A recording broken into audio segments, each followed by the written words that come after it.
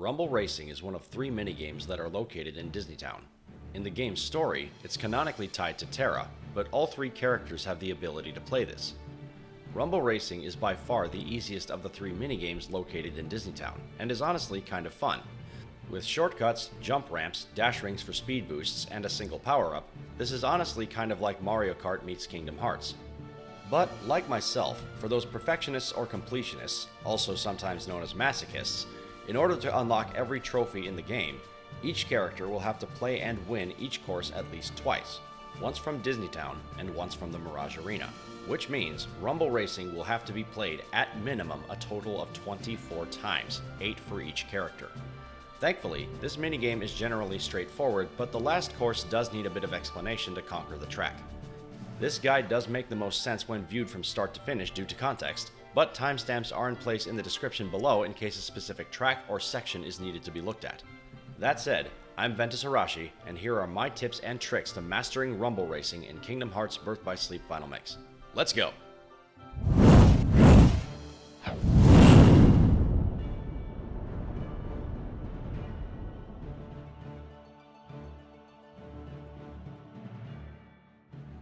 There are 4 main actions a player can perform.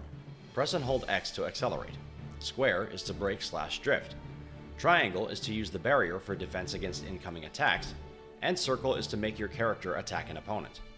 Drifting is performed when a character brakes for a literal second while making a hard turn to the left or right.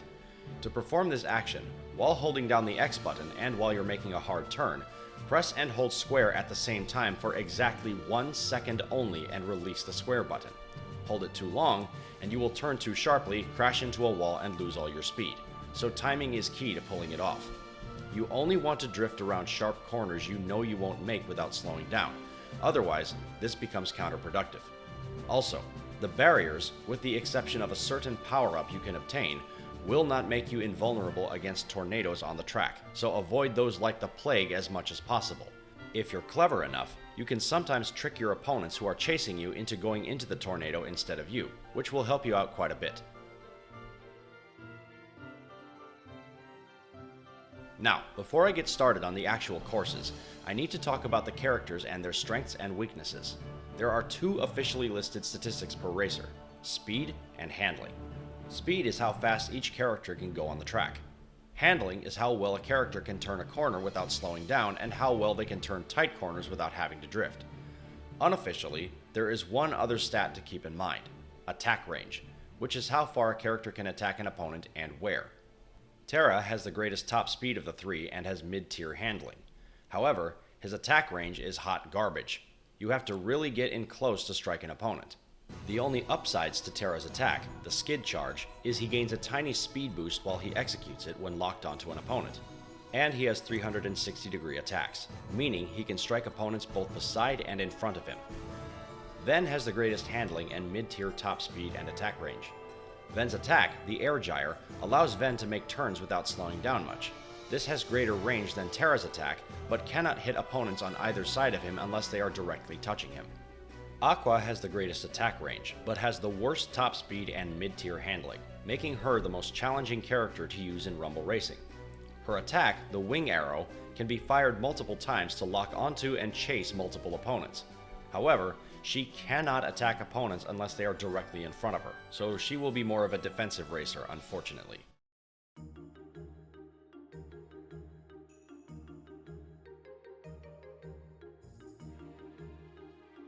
Country Chase is pretty straightforward. After the first turn, a jump ramp can be used as a shortcut. There are 2 tornadoes that go back and forth across the path close to the finish line, so be mindful of those. Here's a 1-lap demonstration.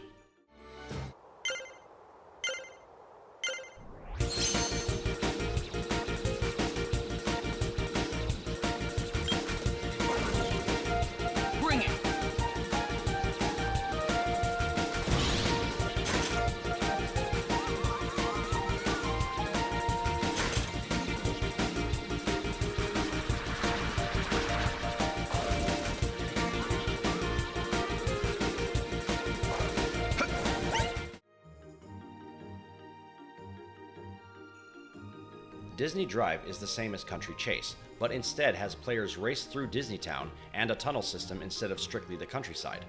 This course features the Shield power-up, which can be used for temporary invulnerability against the tornadoes and enemy attacks. Use the jump ramps and dash rings as much as possible and time your drifts. When you get to this section here, after taking the third jump ramp, stay on the top path and drift right to take a shortcut and get as far ahead as possible. You have two options with the right-hand drift. Do a slightly shorter drift and you'll hit a dash ring that will send you rocketing forward. Unfortunately, unless you're playing as Ven, this will cause you to bypass the shield power-up. Conversely, missing the dash ring can grant you the shield, but you lose the speed boost. So it's really up to you what you want to do. Here's a one-lap demonstration.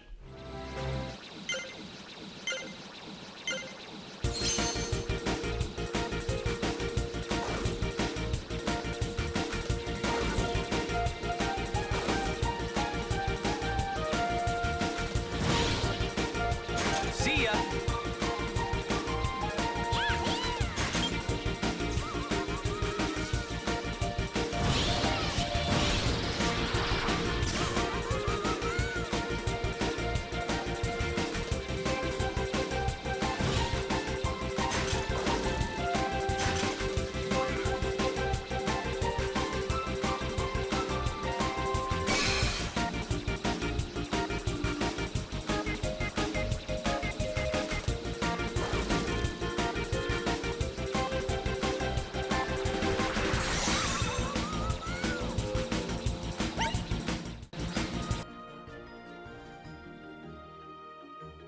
Grand Spree is unlocked after beating both Country Chase and Disney Drive. It's identical to Disney Drive except you're driving in the opposite direction. Meaning, instead of driving from point A to point B, you're driving from point B to point A, reversed. If I'm being honest, this course is noticeably more difficult as the opponent AI and obstacles tend to be more challenging set up like this. Once you exit the tunnel system, make two right-hand drifts consecutively. Once you hit the first jump ramp, angle yourself so you can hit the shield power-up and bait your opponents into colliding with the tornado up ahead while you pass through safely. The shield will wear off once you hit the second short tunnel, so be mindful of that. You can take the jump ramp immediately after for a shortcut, but the tornado that's located immediately after this shortcut is harder to avoid. Here's a one-lap demonstration.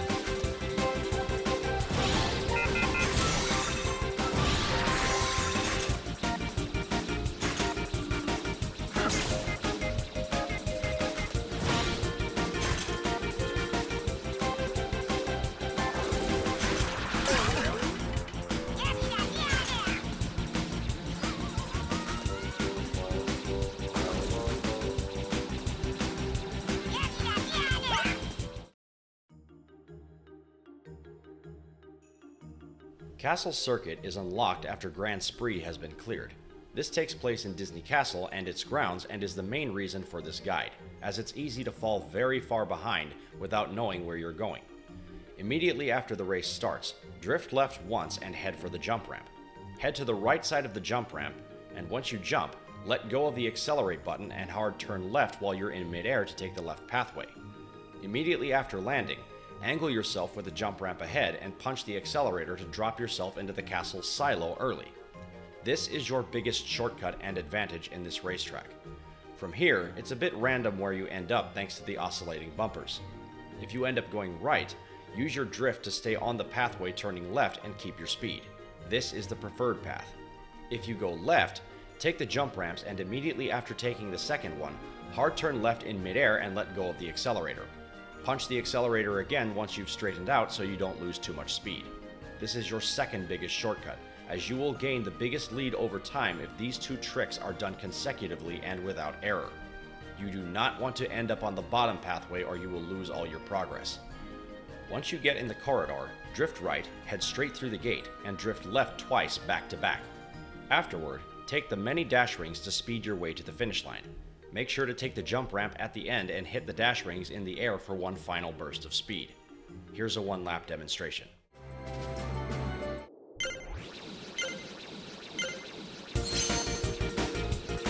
See ya!